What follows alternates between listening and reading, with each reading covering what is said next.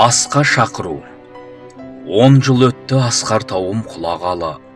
10 жыл өтті әкемді іздеп жылағалы. Әр күніміз сағынышпен өткенімен жүрегіміз әке деп соғады әлі. Құрметті ағайын туыс, құда жекжат, жора жолдас. Сіздерді әкеміз Қалжанов Медет Қалжанұлын еске алуға арналған ас беру дастарханына шақырамыз. Мекен жайымыз Алматы қаласы, Бауыржан Момышұлы Шаляпина қиылысы.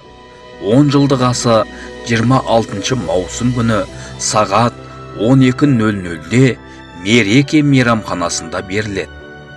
Еске алушы жұбайы Күләш, қызы Жанат және немерелері.